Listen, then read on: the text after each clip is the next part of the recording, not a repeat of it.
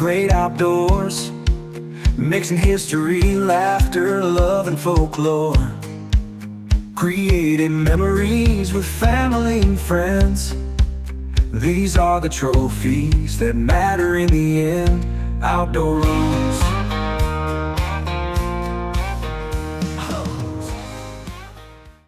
Of the podcast, we're going to learn about bots. Please tell me you hit record when you put those on. All right, welcome to the podcast, everybody. We are really breaking some ground here today for Outdoor Ruhls. We got all kinds of new stuff. Most importantly, we got a new guest, somebody that we've been teasing for a long time, which is Caitlin's dad, GT. How you doing? I'm doing great. How are you? I'm good. And Caitlin's here too. Hi there. And the other big thing that we're doing that's new is we're doing some video recording today. So we still plan to post everything on Apple Podcasts and on Spotify, but we've also got a YouTube channel that we're starting. And so hopefully in the very near future, we'll get a video version of this podcast up and running. So this will be the pilot episode that includes video. And a lot of this actually ties back to GT and why he's on here, and we'll get into some of that later. But GT, you've got lots of experience with this kind of stuff, right? A little bit. It's been quite a few years working in multimedia and video and advertising and so forth. So, yeah. Right. Anyway, so GT, I think that your story is really interesting to me anyway, and probably to some of the folks listening to this, because you kind of come from a really different background in terms of the outdoors and where you grew up. And I mean, we talked about this when we did the Romancing the Spam episode all about Caitlin, because your background's a little bit different too, Caitlin. Yep. But GT, I guess start at the beginning, where and how did you grow up? Yeah, I grew up in the suburbs of Chicago, right, in western suburbs, about 20 miles west of downtown, town called Villa Park. It was typical suburban atmosphere, a lot of houses stacked right next to each other. And, Chicago, the metro area of Chicago, I think today is like 9 million people. I think back then it was probably two-thirds of that, something like that, maybe. So it's a very crowded, busy place, and a place where, from a standpoint of outdoor experiences, you had to look hard for them. And you grew up in a pretty big family, right? Yeah, there are 5 siblings. There were 4 boys and 1 girl, and my folks. The boys, everybody was about 2 years apart. The Irish twins, as they say. Right. And your sister had it even tougher than Kate. No, she had it the best of everybody. She was the oldest. She was the oldest. Oh, that probably helped. She got everything. Oh, yeah. We used to call her Wani. It was her nickname, Wani Banani. And Wani Banani got a car when she turned 16. Not any car, a 63 Pontiac Tempest convertible. Ooh, nice. Yeah, so she kind of got the treatment. She had her own bedroom. The 4 boys slept in one room, and she slept in another room by herself. Yeah, so, you told me something about that the other week. Like, how old were you when you finally had a bed of your own? Probably 14. So until you were 14 years old, you shared a bed with one of your brothers. I shared a double bed with one of my brothers. Oh, man. There was probably no conflict. Oh, no. You and your brothers never fought? No. We had this rule that, like, you kind of drew an imaginary line down the middle of the mattress, and when you went to bed at night, if anybody came over into your half, you had the right to hit them really hard. And that happened a lot. I would imagine. Yeah. Who was the worst to share a bed with? John. Yeah. My younger brother, John. So where are you? Go through your siblings. Where are you in the order? Sister Jan was the oldest, then Casey, then Keith, then me, then John. So I was the 4th out of 5. Yeah, so we were the last ones to graduate out of the shared bed scenario. There you go. You and John. Yeah. And I would imagine you had the most conflict with John. From our whole lives, yeah, for sure. And what'd your dad do? My dad owned a bunch of different businesses throughout his life. You know, he went through World War II, was stationed in San Diego here in the U.S. during that. But then when him and my mom got married right out of the Navy and moved to Chicago, and they opened a record store. So he had a record store, and then he opened up a kitchen business and ran that for many years, and then started a sales and marketing company in the hardware industry. I don't think I've ever heard you say that your dad owned a record store. Yeah. Oh, that's a cool thing. Yeah. There's a whole nother story there. Oh, yeah. Yeah. Because he kept all these 78 LPs from when he had the record store. And that was, you know, and then when we were little kids, we all decided that they flew like Frisbees really well. Oh, yeah. And so we took his entire record collection of classic jazz albums, and threw them out the bedroom window into the street and watched them explode, because they were hard plastic. And they really made a nice sound when they hit the ground. I bet he was really happy about that. He was so mad when he came home that he you know, it was like one of those. He couldn't say anything or do anything. Like Tom Hanks in League of Their Own. Yeah, right. He could almost not talk and not do anything, and he knew that it would be really terrible what he would do if he. So he just kind of left and walked away. Well, good on him. That's a hard thing to do. That would be a very hard thing to do. And then, you know, where did you start with outdoor pursuits? Like, what's the earliest part of doing things outside? About 8 a.m. Yeah, well, because my mother would kick us out of the house. Oh, right. Every day at 8 a.m. All summer long. You had to pursue something that was outside. Like, get out of the house. You know, and then you'd stay out of the house until meals, you know, and lunch, maybe, if you want to come back and make your own lunch. He wasn't making lunches. Yeah. So, but you know. And when you say stay out, you mean you were only allowed back in. Right. Related to the meals. To the meals, right. Right. So you leave for the day, you go out and get into all kinds of things, and then when you hear the dinner bell, you have to stay, you know, it gets towards dinner time, you start moving towards home a little closer. But we were like, I think you'd call them free range kids, pretty much. You know, It's like you just roam the neighborhoods, got into all kinds of stuff. But and then when you heard the dinner bell, you'd come home and have dinner, or you missed dinner. You know, so right. Yeah. And so what, like, you know, I mean, obviously on the podcast, we do lots of hunting and fishing. I've heard that. Content. Yeah, there's a lot, turns out. There's a lot of deer hunting involved. Some hunting and fishing, some other stuff occasionally. But I mean, early in your life, what were those experiences in suburban Chicago, and then sort of broader? So, you know, it was basically in residential lots. So, like, you know, we would have like house, wooded lot, house. So those wooded lots became kind of areas we would hang out in and dig things up and find animals and so forth. And then about 2 blocks from the house, we had a small pond, like a drainage pond that they stocked with some fish. And so I'd go down there and fish. And we got into one time, there was another one of those ponds a little further away that we discovered, and they were going to redevelop that area. And so they decided to drain the pond. And so, you know, we used to just go play in the woods there and hang out by the pond and fish a little bit. And there were a lot of fish in the pond. And they started draining it. And so when they got it down to just like a small little pool in the middle, there were like thousands of fish flopping around in there. And we decided the great idea would be to walk out and catch some of those fish. Which, as it turns out, is not a good idea in a just drained pond, because it's a little wet. You kind of go up to your knees in mud. A little muddy. And so we're all trying to pull each other out of the mud because we're just getting. Like, did you get to the fish? Not really. No, we never got that far. But we lost all of our shoes. Yep. Gone. Came home, no shoes. Me and 2 of my brothers and I don't know, some other kids in the neighborhood. You know. Right. Yeah, it was great. But that was outdoor experiences. Was just kind of, you know. But from the fishing standpoint, you're really the only one of your siblings that caught that bug, right? It seems like that's what happened. Yeah, nobody else has ever really gotten into fishing, outdoor activities. None of it. Like skiing, you know, all the things I do, nobody else did. Right. For the most part.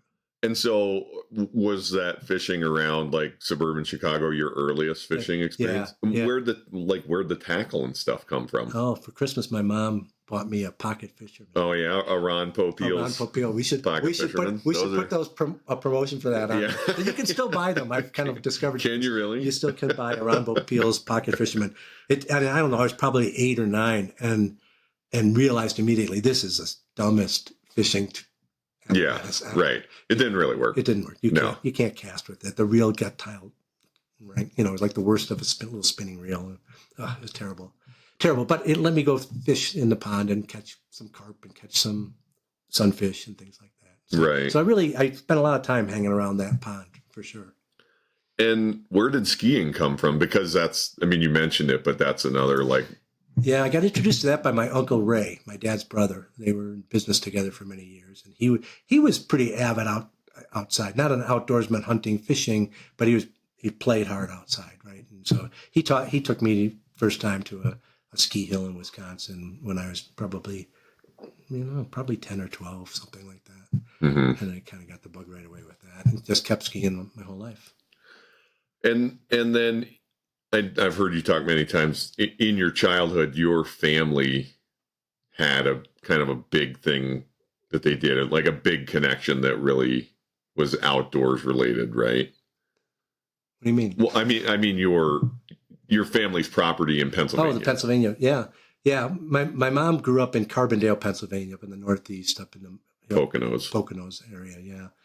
Near Scranton and in that area. And, at some point when we were probably about 8 or 10, my folks decided to buy some property up there, and her sister decided to buy property on a lake up there. And so we kind of they actually bought like 60 acres of land with, probably 2 or 3 acres of it on a lake. And the rest of it was kind of behind. It was all wooded and so forth. And so that's really where I got exposed to kind of real woods and real outdoor spaces like that. And so we spent, I don't know, not a lot of time, probably 3 or 4 weeks out of the year up there, a couple weeks at a time, a couple long weekends and things. We'd drive from Chicago. It was about a 12-hour drive. Yeah, that had to be quite the trip. It was, in the station wagon, with the window down and the fumes of the car coming up in the back. And the National Lampoon's Sport Family Truckster. Right, exactly. Grandma up on top. That was our travel. And Dad would always drive straight through. Right. So don't pay for the hotel. Nope. Yeah, skip the hotel stuff. Once in a while we'd stay at a hotel if we had to leave on a Friday afternoon or something. But otherwise it was like get up in the morning, drive to the cottage. And you guys built that, right? Yeah. Well, we bought this property, an empty property, and my dad decided that the best way to spend your vacation time in the woods is building a house. Obviously. Yeah. Yeah. And we did that. We spent a couple of summers building the place. I mean, it was really a cool experience because, one of the greatest traits my dad had was he was super patient with us as kids, teaching us how to do things. And so, we'd go in and, again, I was maybe 12 at the time, at the most. And he'd go, "Hey, boys, you and Tim and Keith, you guys go drywall that bedroom." Okay, how do you do that? Here, you put this up, you do this, you screw it in, okay. And we go drywall and, come back. He'd come back later and go, "That's not bad." We have gaps like this. Right. That you have to mud through and so forth. But he was really good about that. So we got lots of experience of home fix-it projects and plumbing and electrical and drywalling and painting and all sorts of things. So. And you're still really handy. It's one of the things that amazes me about you is one of the reasons you invite me over. We certainly benefit from those early lessons. Yeah. Well, and I think from two perspectives that I really respect about you. One, you know how to do a lot of things, but you also are, even what you don't know how to do, you're just like, yeah, we'll do that. We'll figure that out. We can, that how hard could that be? Right. So, right. That's come in real handy quite often for us. So there in Carbondale, did you have family that was still living there? Oh yeah. There was a lot of, my aunt and uncle, my mom's sister, her husband, and kids, lived in Philadelphia at the time, but built a house about the same time we did there on the lake. And then we would come up in the summer, and every summer we'd do like a big family reunion where like all of the family members from Carbondale, the Morans, and so forth would my mom's family would come out, and we'd have, I don't know, at least 40 or 50 people over on a weekend, to eat. And my uncle Bob was, he was a big influence for me on the whole time up there too, because, he was pretty adventurous, and he would organize clam bakes every summer, so the whole gang would show up, and we'd be digging holes in the yard and putting wood and getting fires going, and big, what do you call them? The clam boilers. I can't remember what those are called. Like a steam pot? Steam pot, big steam pots with a tap on the bottom, Oh, yeah. And then we'd spend all day, and he'd go down to the shore and pick up, 100-pound bags of clams and lobsters and things like that. And we'd bag them all up and then clean them and, scrub them. And he'd always come by and yell at us that we weren't doing it right constantly. It's like, no, kids, that's not the way to scrub a clam. You scrub it like this. Now go back to work, And we'd be sitting for hours on end, scrubbing clams. But anyway, I It had to be a lot of clams. It was a lot of clams. There was a lot of people. It was people coming and going all weekend. I feel like I had a fair amount of experiences in my childhood like that, of like, one of them like pulling nails out of used lumber, things like that, Yeah. And I often wondered, like, in adulthood with reflection, I've often wondered, like, how much of that was something that needed to be done? I mean, how much of it was that the clams weren't clean enough, and how much of it was it that they were just keeping you occupied? Keeping you out of trouble. There was plenty to do around there. Oh, yeah. Yeah, we had lots of, we skied and water skied and fished and so forth. So, like, there's plenty of stuff to keep us busy, Yeah. One of my favorite memories, like when the cottage that we built was on this lot that was only about, I don't know, 100 yards away from the inlet to the lake. And so the lake was a little lake, I don't know, 50, 60 acres. What was the name of it? Called Lewis Lake in Uniondale, Pennsylvania. And it was a very small lake, it had been dammed up and but it was deep. But I kind of recall it was about 50, 60 feet deep in the middle, even though it was only a 50-acre lake. Mm-hmm. And, but it had this river, about a 20-foot wide, shallow river that flowed into it. And I remember, I'll never forget the day that me and my brother and a couple of other neighborhood kids that were there on the lake decided we were going to just hike up the river. And we just took off in the morning and hiked up, just climbed, up the river shore, through the water, up on the shores, and just wanted to follow the source of this river. And we just went miles and miles and miles up that river, and nobody ever asked where we were. I don't remember anybody being mad. We didn't tell them we were going. They figured you'd come back for dinner. So. Yeah, exactly. Right. We had dinner bell there too, actually. Yeah. And what was the fishing like there? I mean, yeah, we had, the lake, was full of bass and perch and, sunfish and bluegill and pickerel. Probably a lot of pickerel in those lakes. Yeah, pickerel and catfish and bullheads and real fast.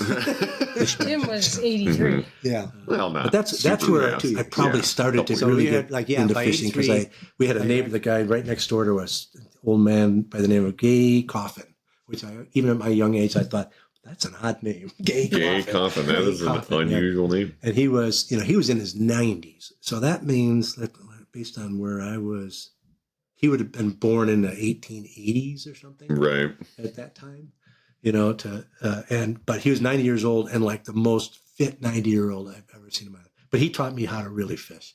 He would spend hours with me on his dock, showing me how to. In fact, I remember the first time I ever caught a pickerel, a fish as big, as that, was with him off of his dock, and he'd teach me how to sharpen knives and axes on his. He had a manual, grinding stone, pedal controlled grinding stone. He's sharpening axes out there. Yeah, at a wheel. Yeah, he was a cool guy. He was a really neat old guy. Nice. And then in high school, you met Kaylin's mom, right? I did. Yeah. Best thing that ever happened to you. Exactly. Obviously. Spoiler alert. It's worked out all right. Yeah. For 45 years.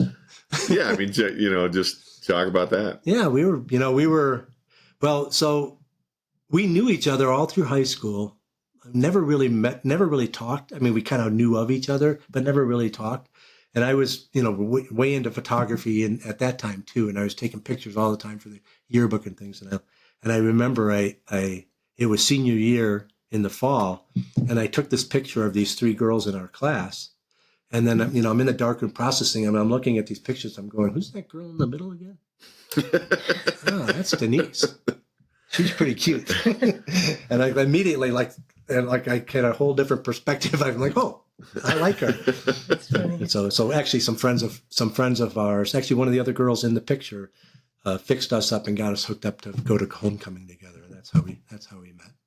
Nice. So almost our first date was homecoming, and our second date was skiing, which was kind of a different experience. Because Denise was a big skier. She's never skied in her life. Which is like another thing that I love about you, GT, is it's just like a fearlessness about introducing new people to things or people to new things. Oh man, we drove up to Wisconsin from Chicago, and I bought her a pass, a lift ticket, and I bought her skis. I rented her skis, and then she puts the skis and boots on and goes out, and I show her how to get into the skis, and we start pushing away from the lodge, and she pushed away about 20 feet. And she said, "Oh, this hurts. I don't like this. I'm not going to do this." It was probably about a month's worth of my earnings on this date, right? And she goes, "But you can ski. That's fine. I'm going to go back by the fireplace in the lodge, and you ski for a while. When you're done, just let me know." And then we went home from that date, and that's when I knew I loved her. Yeah. It's a lovely thing. You did go and ski. I did. Yeah. Just for a while. Handful of runs. It's a lovely thing about Nisi, which is what we call Caitlin's mom, Denise. We call her Nisi. One of the lovely things about her is that she is just kind in that way that, like, I'm not into this, but you are. Yeah, supportive of. Yeah. Right. Yeah. She's supportive of all the nonsense. All the nonsense. All manner of nonsense. I've never heard the story with the light bulb going off in your head with seeing her in a photo, though. That's pretty interesting. Yeah. Still one of your favorite subjects. She still is one of my favorite. I've taken more pictures of her than anybody in the world. Yeah. I still have that picture. I have a print of that picture of the 3 of them. Oh, I still really? have that, yeah. Huh. Yeah. That's cool. Yeah, it's a great story. And so you mentioned photography, and that's kind of one of your things. I mean, ever since I met you, which is almost 15 years ago now, I guess, is that really into photography, and that really started early. Yeah, when I was very little, I think I can't remember who gave me. I remember I had a Sears camera that had like a cartridge that went in the back of it. If you remember those, like these plastic cartridges that went back of the camera, and you put flash bulbs up on the top, and I kind of started doing photography with that. But I grew up. My grandfather, I got to know a little bit about photography. I didn't really know my grandfather very long. He died when I was quite young. But my dad talked a lot about him, and we had a lot of his stuff. He was a photo engraver as his job. Oh, really? Yeah, he worked for the Detroit Free Press as a photo engraver, but loved photography. And as I kind of developed an interest in photography, my dad used to take pictures some too, but he always loved the fact that I got into photography, because he always would tell me, "Grandpa would have loved spending time with you on this stuff, if he was here." I wonder if I still have any. He one year for Christmas, I remember he made photo engraved glass Christmas cards. Wow, really? Yeah. He took these pieces of glass and beveled the edges and then engraved them and then painted in it and so forth, and had these glass Christmas scenes. And, cool. and that was their Christmas card one year from Grandma and Grandpa. Yeah. That's really cool. Quite a talent. So then you go to high school in Chicago. Yep. And Caitlin grew up in Milwaukee. So obviously somehow you end up in Milwaukee. What's that? Yeah, Denise story? and I both ended up at Marquette University, and I studied journalism there and did photography work there, and she studied dental hygiene. And then we got married while we were still in college. Everything, we were moving fast, man. Yeah. So How far through college did you get married? year, after our junior year. Like between We got junior and engaged. We got senior? engaged freshman year. So like in the fall of freshman year, I asked her to marry me. So I was 17 at that time. Oh, wow. Wow.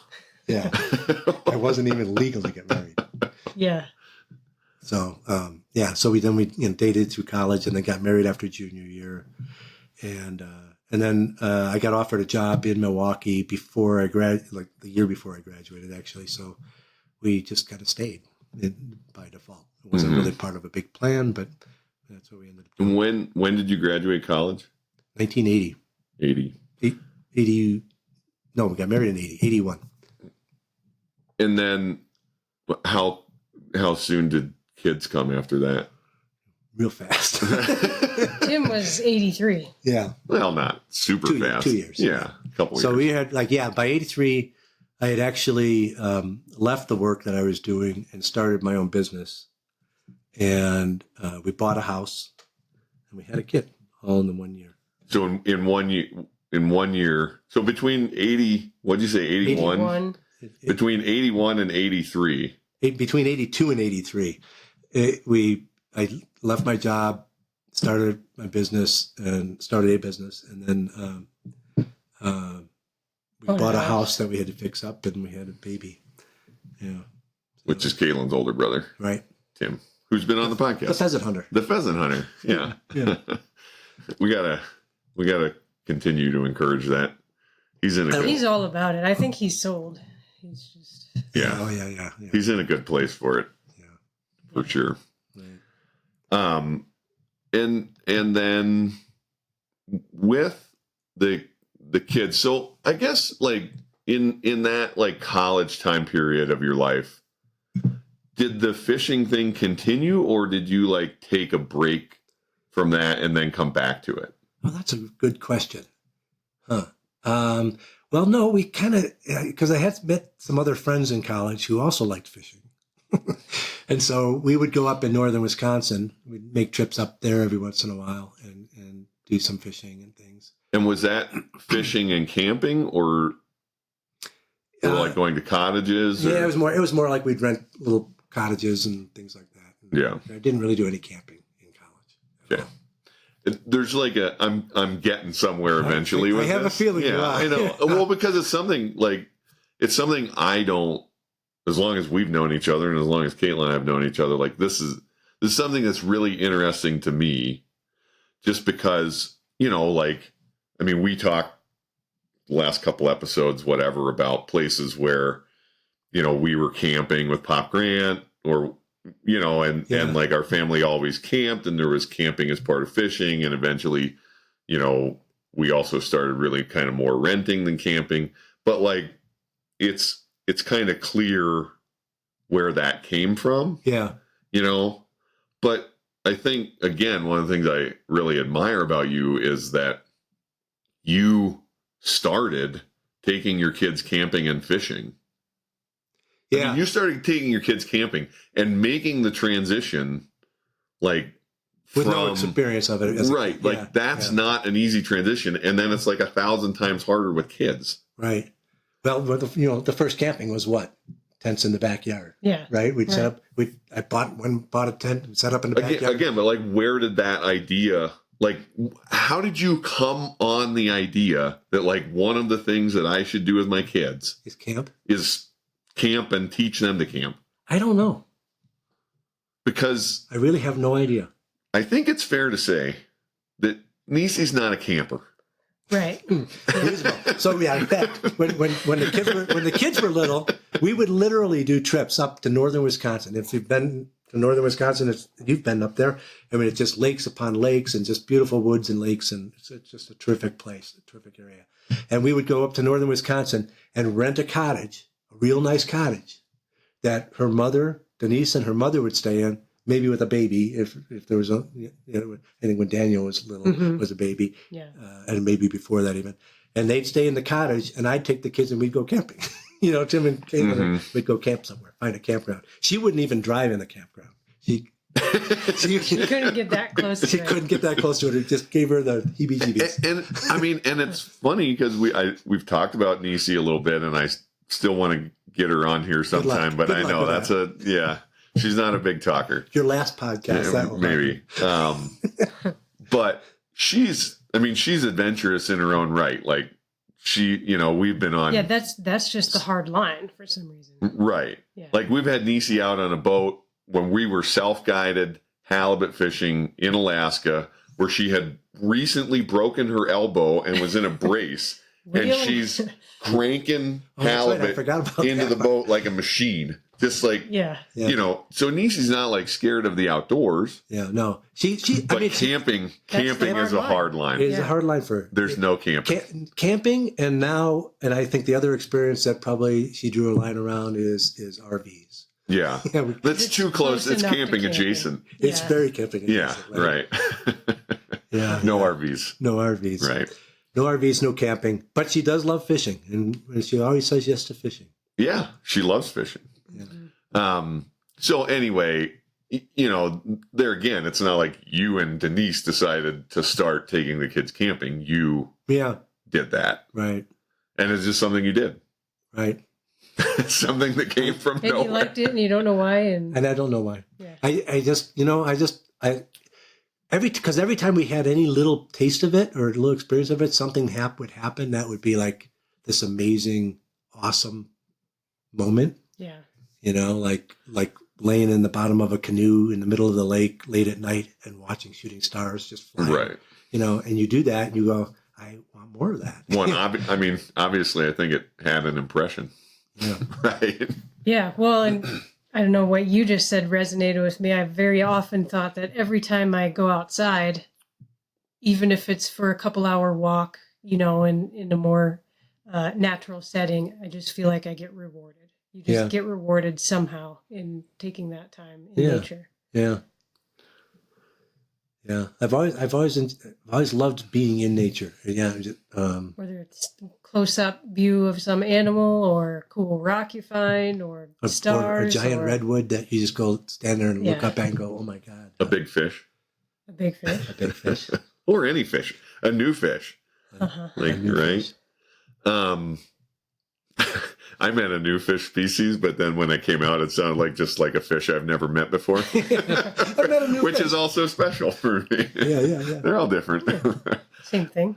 And, one of the reasons, like, I've kind of like thought a lot about how to talk to you and all these elements that are really interesting to me, because I guess I want to take like one step back to your business, because it's kind of like a big part of the story, but it comes in here. So Hanson Dodge was the first business you started? No, the first business I started was an artist rep agency. So in the work I was doing right out of college, I was working with lots of freelance artists in Milwaukee, but also in New York, because I worked for this company that we had offices in New York, and so I go back and forth between New York and Wisconsin and hire teams of people to work with me on things. And one of the things I realized was these people do not know how to run businesses. They may know how to shoot pictures and shoot video and design Record things. podcasts. And record. There was no recording podcast at that time. But they did not know how to send an estimate or a bill or Right. or those sorts of the business side of things. And so I kind of quickly said, wow, there should be a business in this. And then I realized there is a whole industry around this. And so I started this rep agency working with lots of freelance artists in different venues, of photographers and illustrators, designers, filmmakers, things like that. And then that led into one of the people I met was a designer by the name of Ken Hansen. And then ultimately he and I merged our businesses together, and we kind of worked on building that what's now very much a digital marketing agency. And kind of why I come to this, Hanson Dodge, a digital marketing agency now, but it done all kinds of marketing. And talk a little bit about like where the focus of that, like brand wise, and the companies you worked with. Yeah, well, so in terms of the work, the work went from, we started out really as a graphic design business that, I think, technologies have been changing rapidly for years, right? So it started out as a graphic design business doing traditional design work, then moved into brand development work. Then the internet came along and we said, oh, that's pretty interesting. That might be a thing. That might be a thing that's going to stick. Maybe we should think about how we can design things on the internet. And so we started building websites and then e-commerce. And, so all these things sort of evolved along the way in terms of the type of work. But along that, as that got more and more complicated and there were more and more people involved, we also realized, we have to focus who we're doing this work for. And the reason for that, the business reason for it was we have to be smart about the industries that we're serving. So if I'm working with, one company in 10 different industries, in each of 10 different industries, I can't get that smart about what's going on in the industry to be able to help position and their brands and so forth to give them a head start against the competition. So we said, we've got to focus on something. And we'd been doing work in a lot of different areas. But one of our clients at that time, when we started thinking about that, was a company called Trek Bicycles. And they were somewhere between a $50 and $100 million company out of Wisconsin that was making really great bicycles. And we said, well, what do we like working on? Do we like working with, Miller Beer and Philip Morris? Not so much, I don't really believe in cigarettes. But we said, we enjoy the time that we're spending on things like Trek Bicycles and that work, and the people that work in those industries were interesting people with interesting lives and multifaceted lives. And so we said, well, why don't we just focus on outdoor active and what we call active lifestyle brands? And so then we started working for a number of years, shifting the focus of the agency over to as many of that outdoor active lifestyle brands as we could. And I mean, those brands included folks in the hunting and fishing and camping world? All sorts of things, Trek Bicycles, obviously. Thule, makes the car racks and things like that. Burton Snowboards, Wilson Sporting Goods, Keen Footwear, Minn Kota, all the Johnson Outdoor brands. We worked Wolverine. Wolverine was another large brand we did a lot of work with. Yeah, so it was a broad range of kinds of products, but all in the one industry, right? And the reason I stepped back to this was I was curious if, like, doing the camping thing, like, was there any influence there from the work? Like, were you working with those kinds of people, and then it was like, oh, I'm kind of working with people that are doing these outdoor things, and that inspired it, or were they just not related? I think there was some relationship because, I think we could honestly, most of the people the other thing that started happening at that time is the people that came to work for me were people that shared that same passion, right? So, we had actually moved, at that time when we shifted our focus on the clients, we shifted the focus of how we branded the agency to a position that we called Make the World More Active. So everything we do is about making the world more active. And so that's what we get involved with. Those are the brands we get involved with. Those are the experiences we get involved with. And so when we started saying that, then the people that believed in that started coming to work for us too. So, it's sort of like, it all sort of fed on each other, I think, a little bit, right? Sure. I think, so clearly my interest in outdoors grew as a result of focusing on that. And my desire to focus on that grew out of my interest in the outdoors. Right. Right. It's a vicious cycle. Yeah. That's a good cycle. Yeah, I know. Caitlin, I guess talk a little bit about early camping experiences. You haven't said anything. Like, what's your first memory of camping? Well, I think I talked about it in an earlier podcast, but it was with my brother Tim and Dad in an instance where my mom was back with Grandma and Daniel as an infant. That's my first memory of camping. I know we did a fair amount of camping in the backyard too, but that's what sticks out to me. And where was that? Where were you camping? Like, what was that trip? On that first trip? Yeah. I have no idea. No. Yeah, it was up in Eagle River. Yeah. There's a campgrounds There was fishing outside of too. Eagle River. Yeah. But actually, there was a trip before that you don't remember.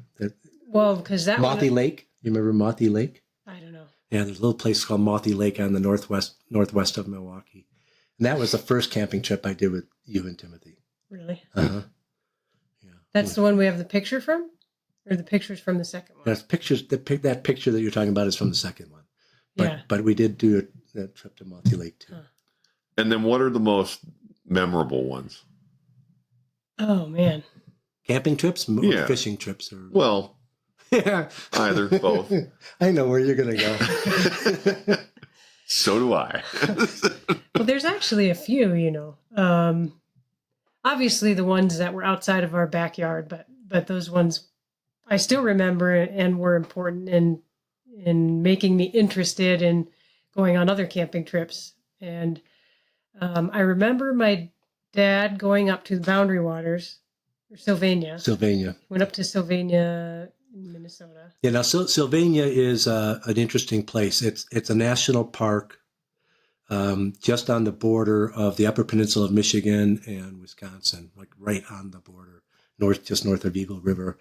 And I don't know how big Sylvania is. I should know that, but it was kind of cool. It was like a mini Boundary Waters experience. You could go up there, and there was probably 7 or 8 lakes, small lakes, small to medium sized lakes, and connected with woods, and it was all old growth timber and no houses on anything.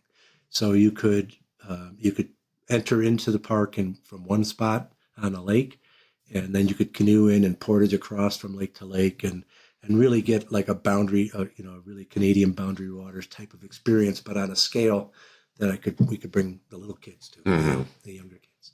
Then you went one time without me, and I remember being a little upset that I got left at home, Not happy about that. which I probably was. The next trip that I went on, I would have been just after second grade, so I would have been 8 when he took me on the trip, which means the first trip I was probably 6 or Yeah, Right, 7 yeah. or something. We went up there a couple times. And it was, like you said, portaging and hiking. And anyways. And we did that. We did those trips with my good friend Paul Sirio and his boys. He had 4 boys, and so we'd go up and do that trip, and it was kind of like one of our little things we got to do every year for a number of years together. Him and his kids, and me and our kids, and neither one of us was really very good campers.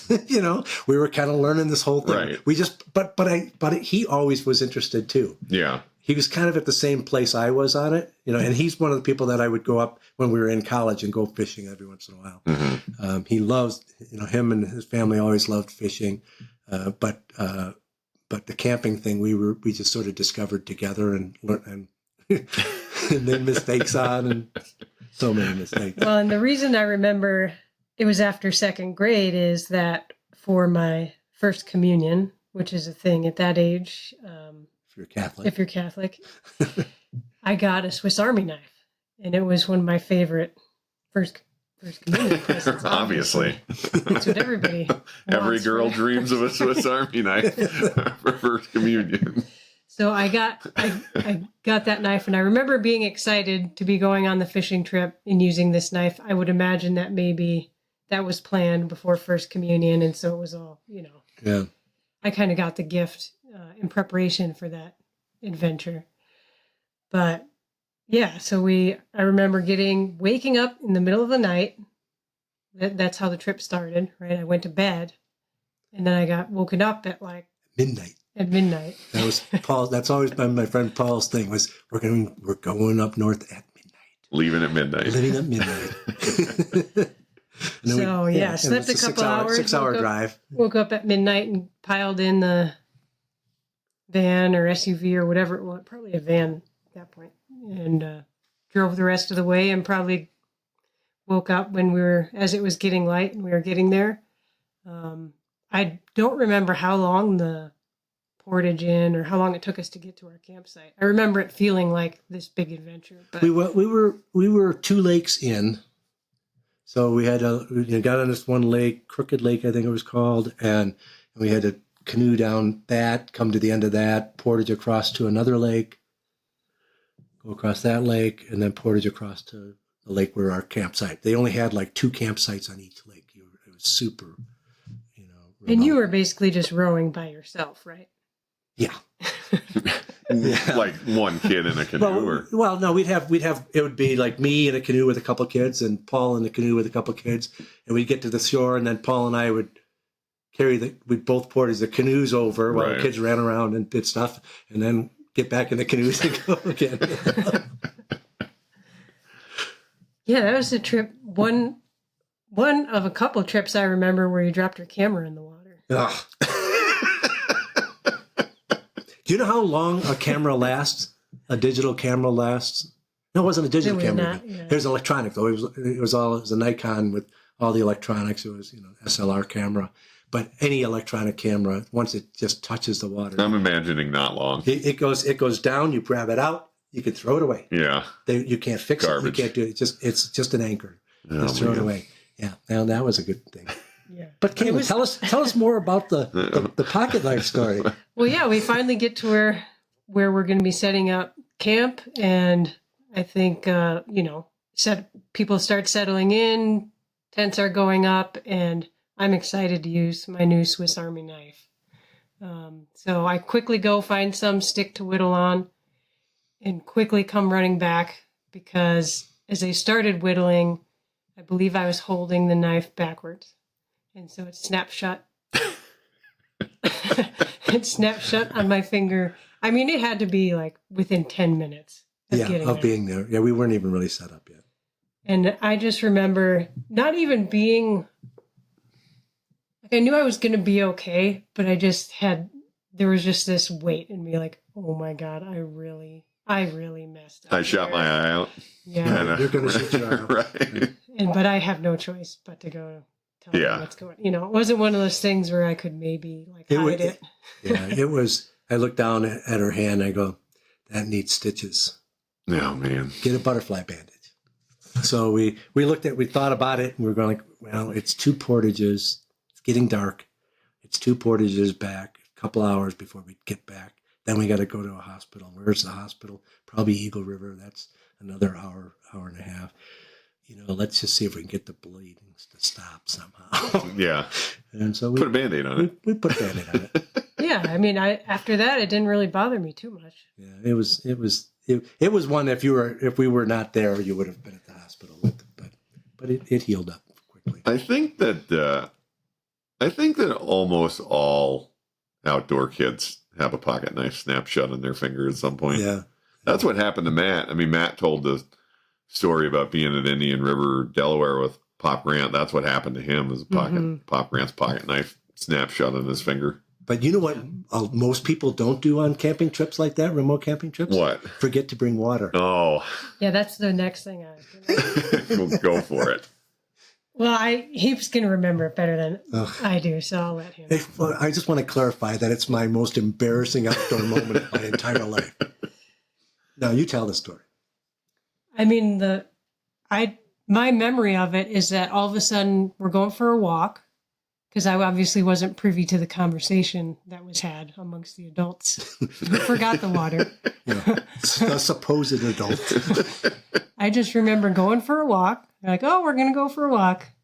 And arriving at a campsite with nobody present and watching my dad and Paul lower this camp group's bear storage stuff down from a tree. They're like, go to the tree, untie the rope, and let this... This is a really long way to get around to the point. We stole water from somebody else's campsite. That's what we did. I'm explaining it for how it looked to an 8-year-old, right? Like, oh, we're in this camp. Okay. Oh, they grabbed the rope and they're letting down the stuff out of the tree. Huh. I'm sure if the people were there, they would have politely asked. That was the point. The point was we were trying to get around and see if we could find somebody that was in a campsite that would offer to maybe share a little bit of water with us until we got could go back and go get our water, But yeah, it was a terrible moment. Anyway. You never ran into them, huh? No. And we didn't take all of it. We took some water, not all of it. They probably measured out exactly what they needed for their 4 days. They probably noticed. They probably noticed.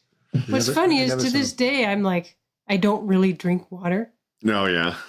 You think I feel like you have guilt about? Maybe I'm constantly rationing it. That's a good point. Yeah, Maybe. I don't know. And now we have technology. You can just filter the water. It's sort of that would have been a good idea too. Yeah. I mean, nobody could fault you for trying to make sure your kids didn't, get sick from dehydration. Yeah. No. But the people you stole the water from probably didn't know what was going on. If you're listening, and we'd like to hear your side. Yeah. Wouldn't that be something? Hey, those are the people. When would that have been? Somewhere around like mid 90s. But that just sort of points out to how many times we just have dived into adventures that we had no business doing, quite frankly, because we just didn't have the experience. But I don't know, that's the beauty of it in some ways. And that's, part of how I grew up, and one of the things I really respect about my dad is we had all the fishing background, but him and Dave Arnold, who we mentioned on the last episode, they were always looking for the next thing. And it was surf fishing, right? In Delaware, North Carolina, and those places. And they'd build up all the stuff they needed for that.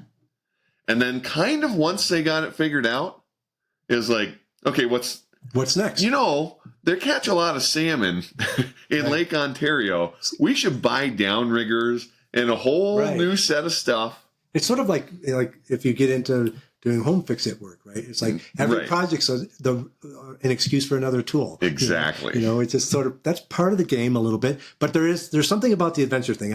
I think for me, the optimal outdoor experiences have a couple of common traits. One is there's adventure.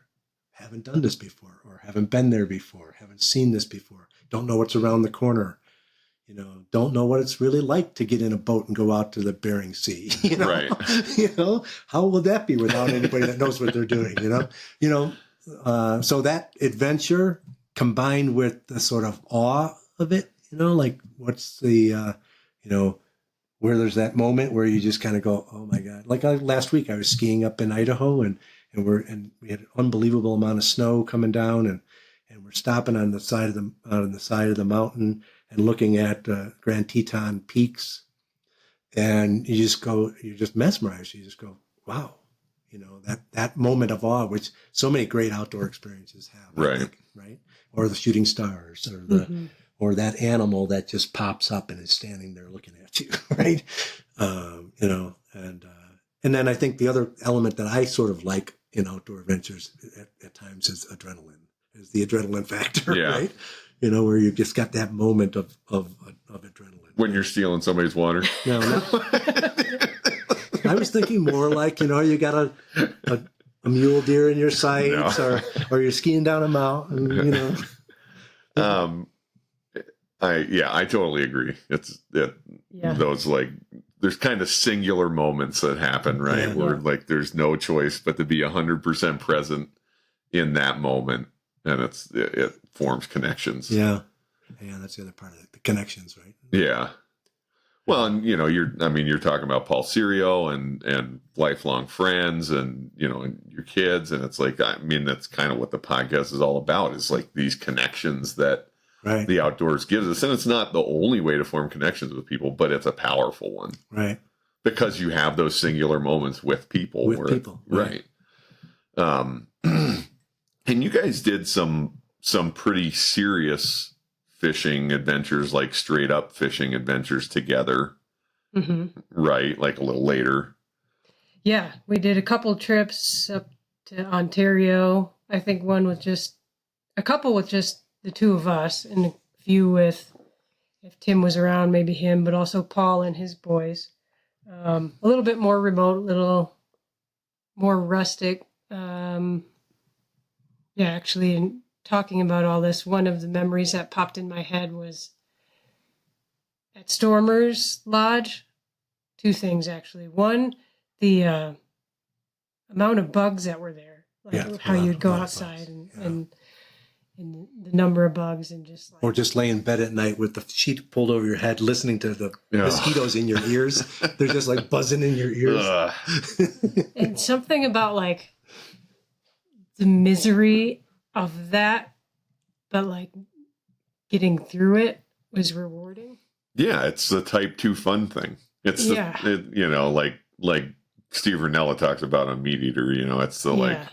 the things that suck in the moment, Yeah, enjoying that the are suck. really hard in the moment. And Yeah. then, in the memory and in hindsight, it's like the fact that it was hard. Well, one of those for me is I still think about, one of the things up in Ontario, you're doing a lot of walleye fishing, right? And way up north in there, we literally would be there. We were there in June, late June, Mhm. and had snowstorms, Mhm. right? So we're on the lake. It's kind of raining. It's storming. It's windy. Waves are coming into the back of the boat, and you're back trolling to kind of hold position to be able to jig, Right. instead of blowing away. And that's something that burns in my brain. Like That was the second thing I was going to say. Really? Was, yeah. I have a positive feeling about that Right. whole back trolling Yes. into the waves. Like bouncing, spray, there's an adrenaline component to it. Yeah. Um, Yeah. I don't know. Yeah. And those were walleye fishing mostly. Yeah. Mostly, yeah. And then what was the muskie trip? That was Birch Island, right? Yeah. That's where we went. Yeah. Did all the muskie fishing. Where's that? It's in Ontario as well. It's not as far. I'd say so. If it's probably about 2.5, 3 hours north of the boundary water, about the Mhm. Minnesota Canada border, about 3 hours, maybe 3 or 4 hours at the most north of there. Whereas where Stormers she was talking about, that's probably an 8+ hour drive Mhm. north of the border. You're up past the end of roads. There's no roads left, right? But the Birch Island was like a great little lodge on an island in this huge water flowage. And that was what was cool about that place was there was the muskie fishing. There was you could really target fish. We'd go target walleye here, go target smallmouth bass up by this waterfall stream, Mm-hmm. go target muskie over here and pike. Yeah, that was a good fishery there. And you caught some muskie on that trip, right? Yeah, we caught a few. Dad caught a really big pike on a fly rod, I think. Yeah. A lot of. I actually did. The smallmouth bass fishing was so good that I switched over to.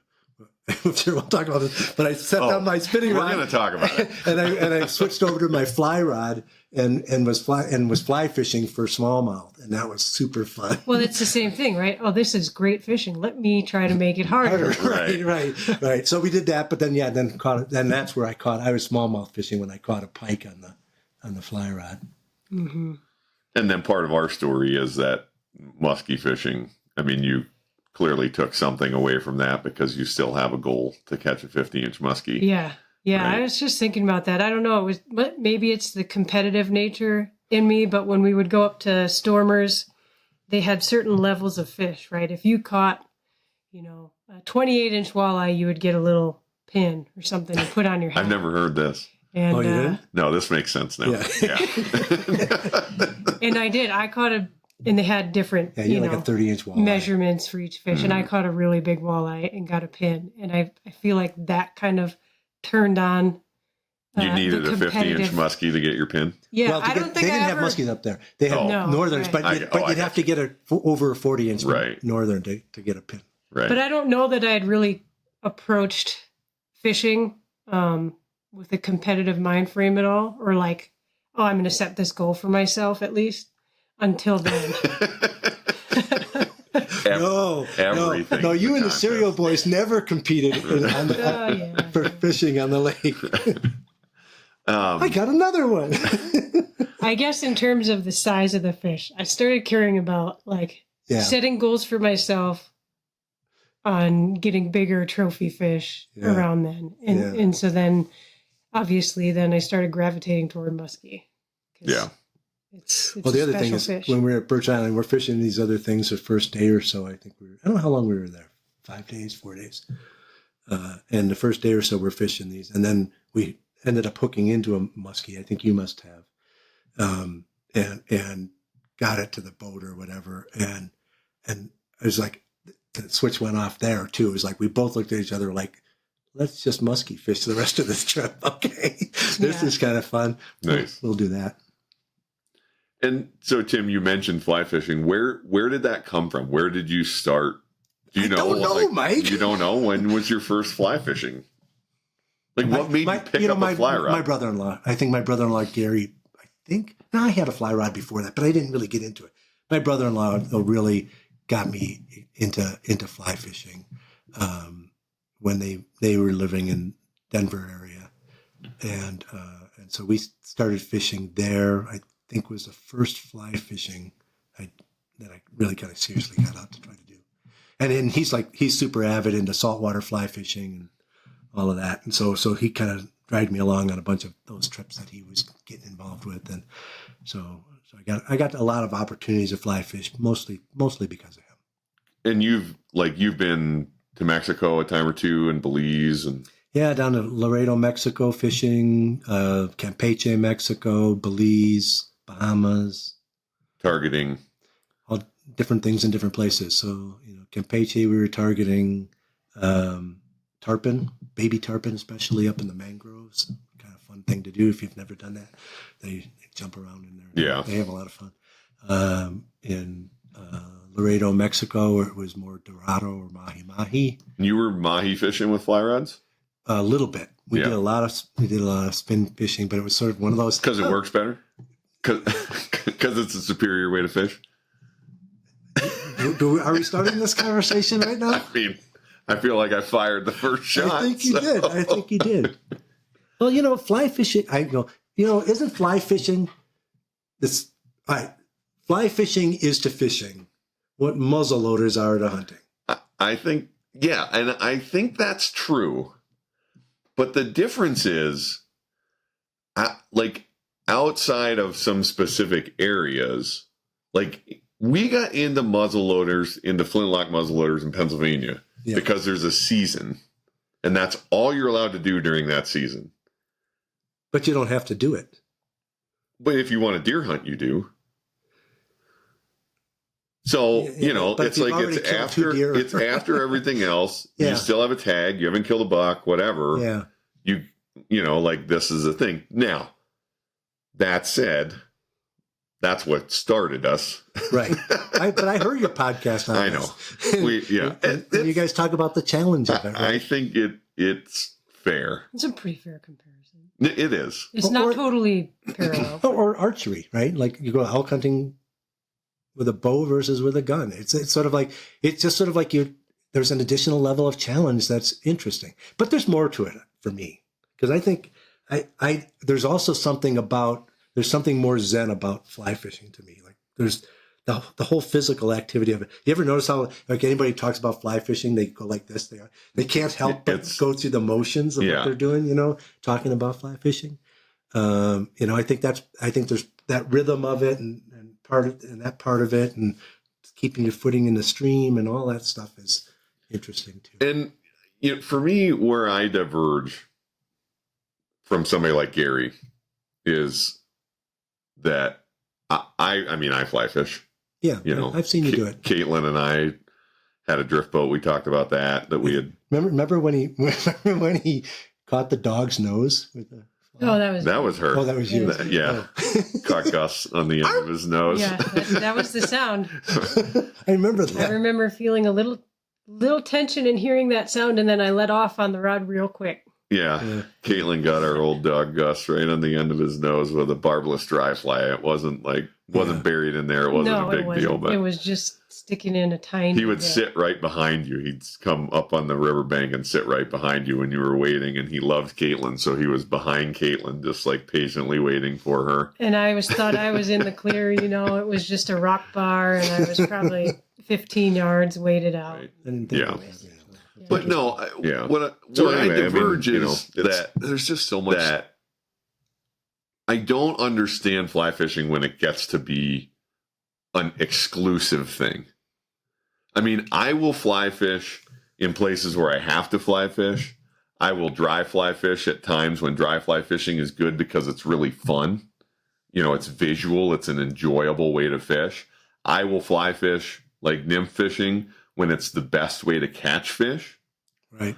But like, I don't generally feel a compulsion to exclusively fly fish or particularly look down on people who spin fish or conventional fish. Yeah. And that's like, and it happens in hunting, and I don't get it there either. Yeah. Like there are traditional big game trophy hunters that have to. Well, I mean, not that so much. I'm not really into that either, but there are people who will only hunt with traditional archery tackle. They'll only hunt with a long bow or a old style recurve. Yeah. And it's like, I don't care that rifle season is open. I either don't hunt during rifle season, or if I do, I go out and I take a bow. Yeah. And for us, it would be the same as like, well, I know rifle season's open, but I'm taking my flintlock muzzleloader.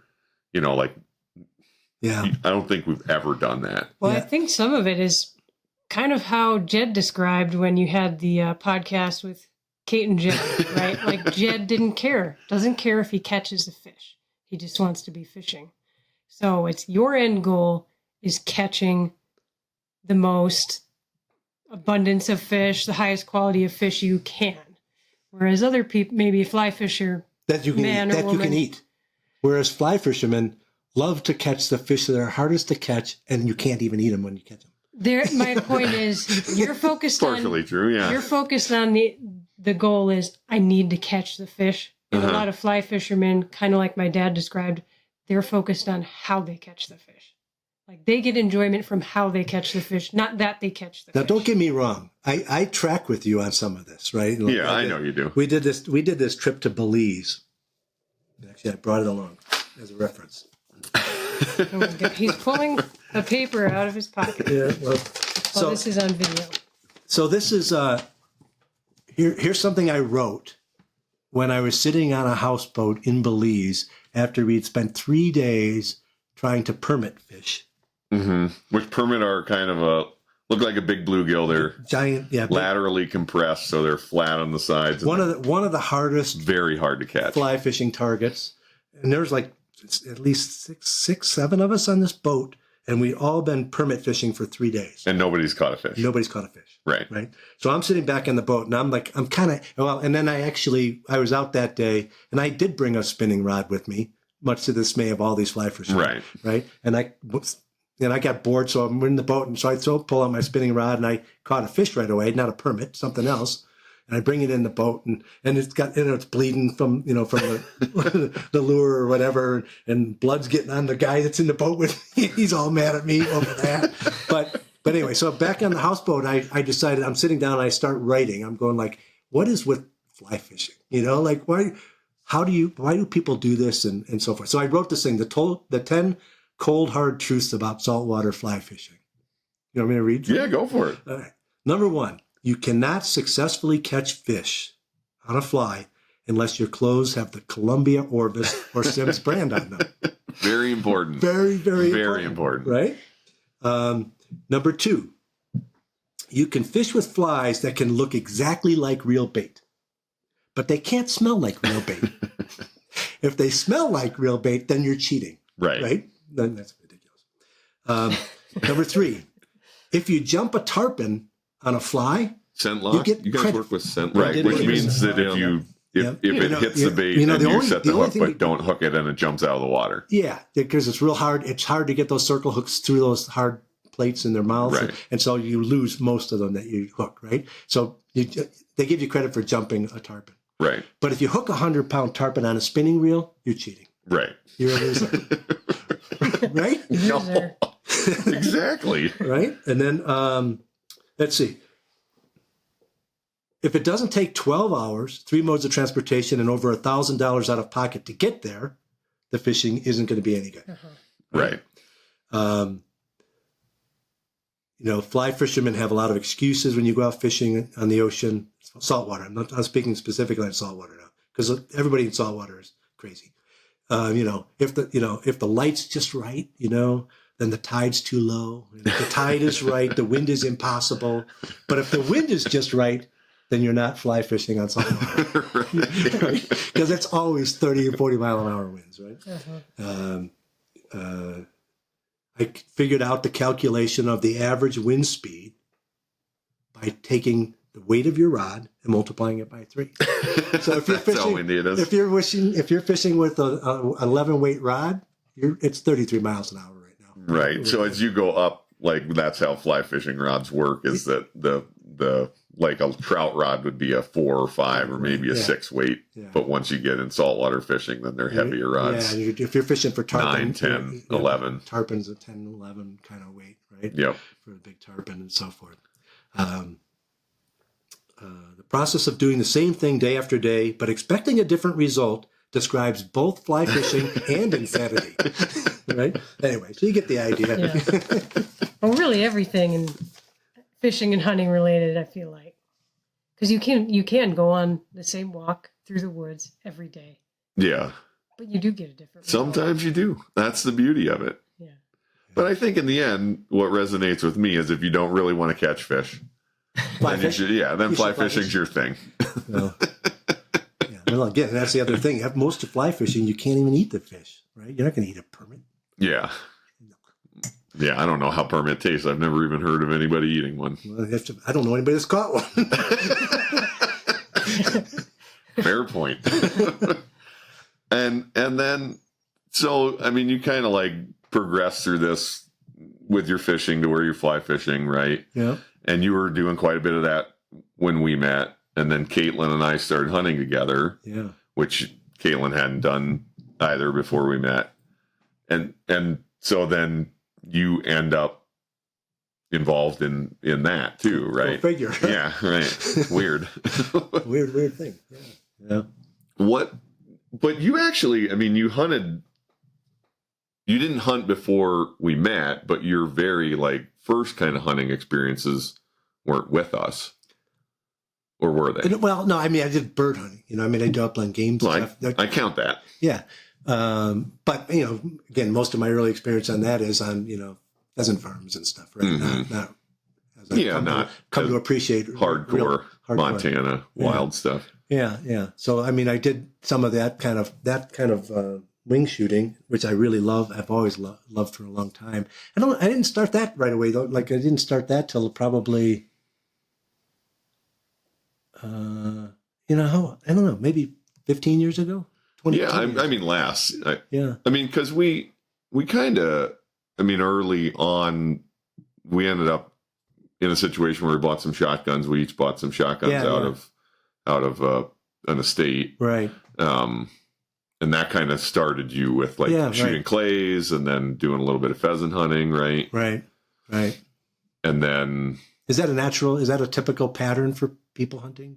I think so. It's pretty hard to hunt if you don't have any interesting guns or in something, but you didn't have a shotgun before that. No, right. I'd shot them before, but I never owned a gun. Right. Before that. And then I think that's totally normal, right? Buy a shotgun, it's like, or whatever, you do target shooting stuff, and then eventually it's like, I enjoy this, maybe I want to take the next step, and that's kind of... The next thing you know, you're in Argentina. Then next... yeah, and so... Not the next step for most people, but the next step for somebody it is the way GT does things. A to B to Z. Right. Well, and so,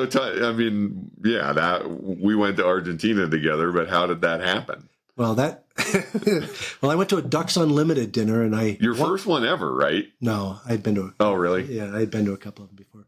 But I went to a Ducks Unlimited dinner in Milwaukee, and I got a major award.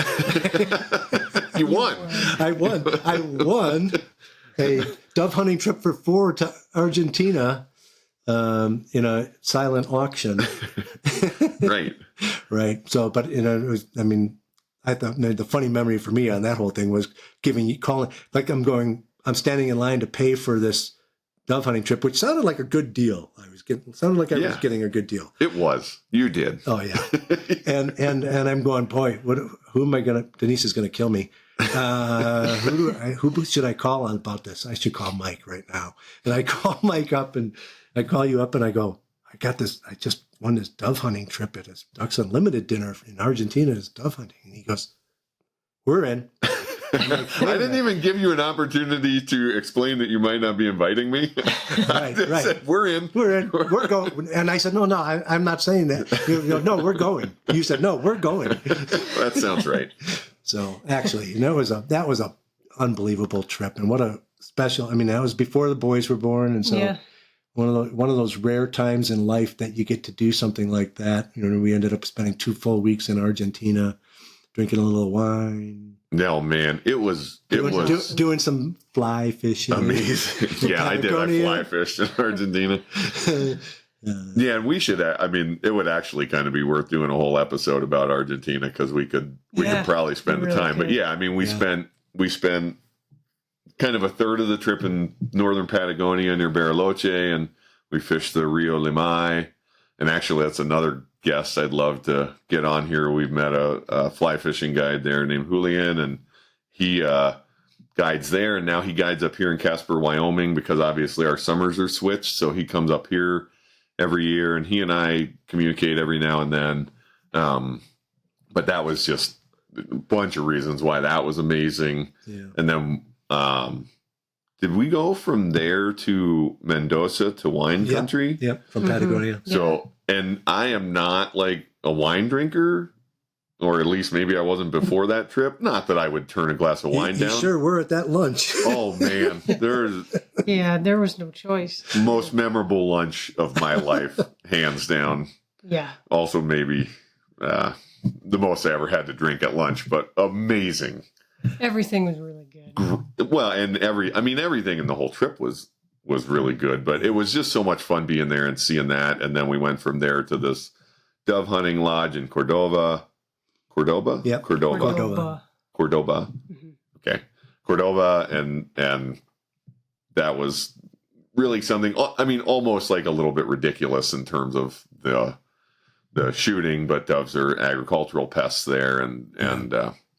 Anyway, and then Caitlin and I had a little side adventure where we fished for golden dorado, which was super cool too, and almost got stranded in rural Argentina. But that's, again, it was all great till the bus didn't show up. Right. But like, you know, I mean, it's kind of one of those things, again, like it's what I love about GT. It's like all of this, the seed of that giant adventure that was like impactful for me from an outdoor standpoint is just like GT going to some random Dutch Unlimited banquet, maybe having a glass of wine and walking up to the silent auction table. Right. Argentina sounds good. Yeah. So that was really an amazing trip for sure. And then from that, you mentioned the kids, our kids came along, Robert, in 2018, and then you guys moved. We kind of joke about it. You retired, and if you're not watching the video, that's in air quotes. GT has a hard time sitting still. And then it was right at the beginning of COVID, you and Denise moved out here. Yep. And bought a house a mile up the Arroyo from where we live, and you've done some business stuff here, right? Right. But you also took up big game hunting. I mean, you didn't do any big game hunting before you came here. Nope. Right. I didn't have a choice. Yeah, it was not. If I wanted to spend time with you guys, I better be able to big game hunt, right? Yeah, it's a good way to maximize our time together. Yeah. I mean, it's, again, it goes back to the adventure thing. I love spending time with family. I love being on adventures, and whether the adventure is learning how to try to track down an elk, or whether it's a ski hill or whatever, it's all great to me as long as it's interesting and new. I'm like your dad, though. I'm like, it's hard for me to go back to the same places. Yeah. Yeah, I just always want to explore something See new. what the next thing is. And you've had some success. We got a whitetail doe in Montana. Yep. One year we went up there to bird hunt. We also tacked on a deer. And then you guys, I mean, I really think that's a great story, about Us going out and him getting his mule deer. Yeah. Yeah. That was fun. It was fast. Yeah, It actually isn't a long story. No, it's typical Caitlin hunting story is what it It is. kind of is, yeah. Right? It's like, walk up there, hey, and walk see a up the deer, hill, shoot it, yeah, come pack it out and go home. back to the truck. I mean, you guys left here at like 3:00 in the morning with the Yeah. intent to stay a couple nights. Right. Right. And I had the boys Yep. with Nisi, obviously as backup and help. But then I don't know what it was. By like 9:00 in the morning, I had a text message like, "We got one." Got one. Deer down. Yeah. And we cut it up and hiked it out and realized we had forgotten a cooler. Jeez. Caitlin and Tim forgetting something. Yeah. We had drinking water, though. Plenty of water. Plenty of water. Right. We didn't have much choice but to come back, though, obviously, to take care of the meat with no cooler. And I remember texting Mom. She was disappointed. And she was disappointed. Slightly. She's like, really? Is there any way you can stay out one more day? Tim and I share an extroversion, a certain gregariousness, right? Would you say that's fair? Sure. And Caitlin and her mom share a little bit on the other side of the spectrum. Slightly on the little side. Introversion and a little love of quiet. Right. Yeah. So, Nisi's quiet recovery time was being cut. right. Surprisingly short. Yes. But it was cool. But like what, I mean, I don't know, like what a cool thing. And I, it's like something I'm proud of almost by extension. Like, Caitlin didn't hunt when we met and got her into it and watched, really watch her grow and become really accomplished in her own right. And then for your first buck to come in a hunt where she kind of, was guiding you. So we've learned a lot. Yeah. What have you learned? I don't know. I'm a slow learner. We all know that. I learned how to record a podcast. There you go. Yeah, right. No, but I think it's a really interesting thing to see somebody come into hunting, what I think we call adult onset hunting, right? That late adult onset hunting, right? Well, let's be honest, I'm not right? calling you old. I started hunting at 62. Yeah. That's kind of odd. But also impressive. Yeah, it's cool. And I mean, obviously you've, from a hunting standpoint, got the benefit of A lot of the experience, experience here. But I mean, it's also proof that if, it doesn't have to be a family member. If you find a mentor, if you've something you really want to get into and you find somebody to tag along with, it's accessible. It's not that hard. And the biggest surprise to me and sort of the larger game hunting is the connection and community side of it, right? Right. I mean, just how dedicated the people that do this on a regular basis, how dedicated they are to helping anybody that's trying to do this. And, like you guys and your friends helping me on oryx hunt, right? Like, Yep. I mean, I was overwhelmed by that. I was just overwhelmed that we're like in central New Mexico for 2 or 2.5 days, and 5 other people. It was 5, right? 4 or 5, 4 or 5. 4. 4 other people, have given up their entire weekend to help me get an oryx. Right. Well, sort of to help you too, but you didn't need the help. you had that handled just fine. I needed a lot of help. we have to do an oryx episode at some point. But GT had a successful oryx hunt. There's some stories from it, but it was a successful oryx hunt. Yeah. And I mean, you and I, we had an amazing experience with Robert. We packed a blind into a canyon when Robert was 4 and called in a turkey, and you got your first turkey with 4-year-old Robert there where he could see it. Yeah, that's pretty cool. That was Robert's first witnessing of a successful hunt was your first turkey. Yeah. Right. I didn't think about that actually. That's interesting. Yeah. So anyway, I mean, there's just so much to do and so many connections. And so little time. Yeah, well, got to make the most of what you get, right? Right. Yeah, and then I guess, was there any other elements that I wanted to talk about, because I'm not sure what we'll title this episode yet, but it'll have GT in it. How'd you come to be GT? Well, Mike, it's a long story now. No, I became GT because I walked in your house after Robert was born, and ended up started talking about, well, what are the kids going to call you guys? And Denise was talking about Nisi, and Mike you turned to me and go, how about Grampy Tim? And I said, how about not? No thanks. And Caitlin, in her wisdom, immediately shouted out, how about GT? And I'm like, Gran Turismo. I like that car. That's a cool car. So I thought that I can live with. So you're Grandpa Tim, GT, but the boys call you GT. Everybody calls me GT. Nobody calls me Grandpa Tim. Well, no, right. Nobody calls you, but that's the base of it somewhere in there, I think. Yeah. There's a root. It's not actually Gran Turismo. I know it's Grandpa Tim. Although you do have a propensity to drive fast and occasionally get pulled over. Yeah, that's happened. Yeah.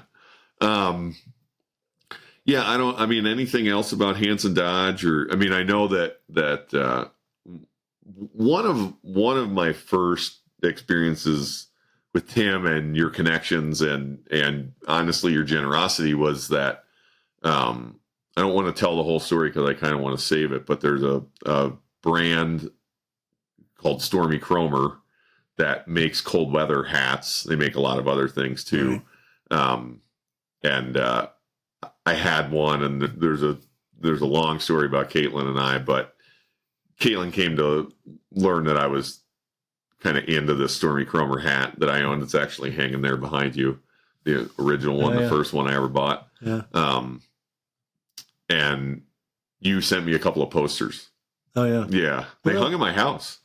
Well, I had them framed in my house in Montana for a long time. No? Yeah, I think something happened to him in a move. Yeah, cool. I wish I still had them. You sent those to him before we were dating. Oh yeah, right. Yeah. It had nothing to do with the connection. It was just Caitlin told you that I was into it, and you sent a couple posters for me. Yeah. It was a really nice thing to do. And Stormy Cromer is a cool brand that you worked with. Yeah, really, a neat brand. And it was a neat guy that bought the brand. He was a guy that owned a sewing company up in the Upper Peninsula of Michigan, and he came out and bought the brand from a company that made kind of welding hats and things, right? And he also made this Cromer hat, and he bought the rights to reproduce it. And I think Bob would be a great guy to have in the conversation. Yeah, I hope we can get him to come on, because I really love the story of how all these things connect all of us and kind of the small world nature of the whole thing. And it's in the work that we do. I mean, that's always been my, like, stories like Stormy Cromer and how we helped build that brand is maybe the things I'm most proud of the work, that we've done as an agency.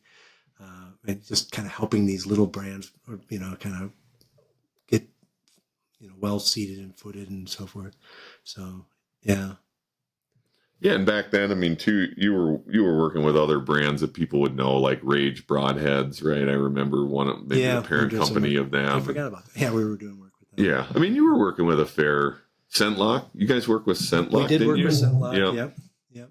I guess kind of the last thing I wanted to talk about was what are the things you're looking forward to? Like, what are the things you're looking forward to, that you're planning to do, and then what's an outdoor? Where are we going next, Mike? Really no, well, we know where we're going next, right? Which is part of the reason I kind of had to get you on. I wanted to get you on. I've wanted to for a while, and you were on before. You were on for the ice fishing episode, so it's actually not your very first episode, but we didn't really get to all the way introduce you there. But But I mean, we got a big trip coming up. Yeah, we do, huh? Yeah. Yeah, we're going to Norway, halibut fishing. That's going to be a blast. It really is. I was looking again.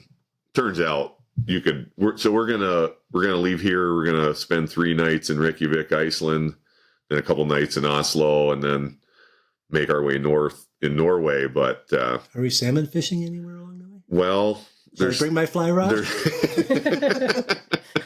Maybe there is definitely salmon fishing both in Iceland and in Norway that we might have been sort of trying to figure out how to get on a little bit of that. But we're going to end up way up north near Hasvik, Norway, halibut fishing. And my dad, Poppy's going, you're going, Robert's going, and then some other friends are going to go as well. So That's going to be. I think that'll be a game changer for Robert. Yeah. Trip. Well, what a special opportunity to go with both of his grandfathers. You know, that's something he'll remember forever for sure. Yeah.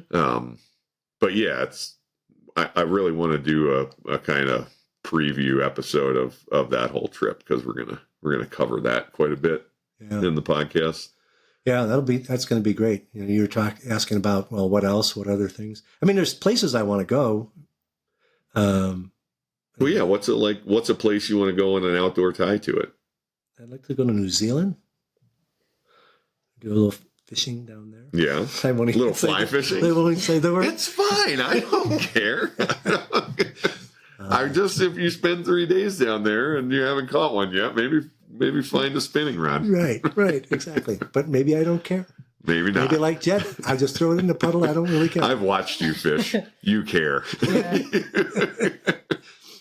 Absolutely. I'd love to do a way up north trip in Canada again.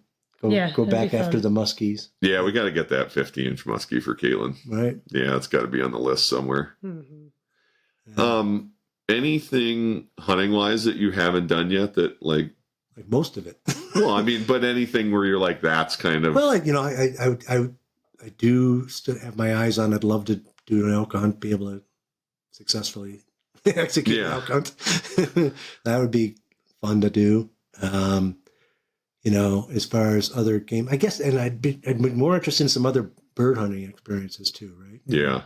It wouldn't be kind of fun to go up and see how many types of birds we could get in Idaho. That'd be kind of fun. Yeah, I think you'd really enjoy chucker hunting in Idaho. I've only done it once, but that's a really, really enjoyable. Yeah, that would be fun. And anything else you guys come up with? Because tell me how many times I've turned down an opportunity. Well, no, again. 0. Right. 0.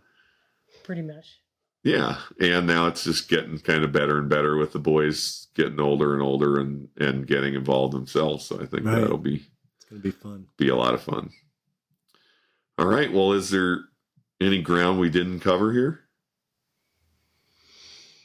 I mean, sure, but I don't know. What's the you're interviewing, asking people these questions, but what's your next big adventure to learn in hunting? What do you want to discover and learn that you haven't? Oh, that's a good question. It's funny because of this whole I know what it is. It's two things. One, I'd really like to go moose hunting, but especially I would like to go on a moose hunt where Caitlin is the hunter, because that's always been a thing for you that you've wanted to accomplish. It's on my bucket list. Yeah. Big fish and big animals, huh? Apparently. Yeah. And it's not even like killing a giant bull moose. I don't. Right. I don't have my heart set on the biggest Shiras moose in Canada. Yeah. They may not let us go back to Canada again. Yeah. Right. Well, Shiras are down here. Shiras are. No, you're going to have to edit that out. Oh, God, why did you say that? I don't want to edit things out. Yeah. But the New Mexico big game draw is coming up, so we're about to put in for tags. And honestly, I'm going to put in for some tags that if I draw them, I'm going to try to get an elk with a flintlock muzzleloader. Okay, then. I'm going to try to get an elk with my fly rod. Yeah, Basically. exactly. Because that's something I want to accomplish. Seems smart. Yeah. Right. So I think, that's probably what I'm looking forward to. There's a lot of fishing stuff too. I've got a little bit of a quest going, as you guys know, I really want to get out on the Gulf in Texas to catch red snapper from our own boat. Could you get a different boat? Oh, she's perfect now. Oh, yeah, yeah. we're good. I'm the one that plugged all the holes in that boat, and I don't want to take it out on the ocean. We're going to do it. It's going to work. We just need to go down there at the right time, and it turns out late March is windy. Not the right time. It's Right. too windy down there then. Yeah. So Yeah. one of these years when we don't have anything else going on in the fall, Right. we'll go down and snapper fish Yeah. Good luck with that. in the Gulf. So Yeah. that's what's on my horizon. Cool. Things I'm looking forward to, but mostly just, doing stuff with the boys. So, all right. Well, thanks, Tim. Sure. Thanks, Galen. Mm-hmm. It was fun. Yeah, this was great. No, I'm real curious to see how our video turns out. Yeah. So anyway, as always, we are on Instagram at Outdoor Rules. We're also on Facebook. We've got the web page where we put up as much of the content as we possibly can, which is www.outdoorrules.com. And the biggest thing, if you're listening to this, the biggest favor that you could do us would be to leave us a comment, particularly on the podcast platforms. It helps other people to find the podcast. And we are always looking for ideas about new episodes and other things to talk about and learn what people like and what maybe they don't like as much. So you can always get a hold of us by sending us an email, outdoorrules@gmail.com. We'll get it right away, and we'll definitely get back to you if we hear from you. So anyway, thanks everybody for listening. Thanks again, guys. Love you. Thanks, Love Mike. you. Love you too.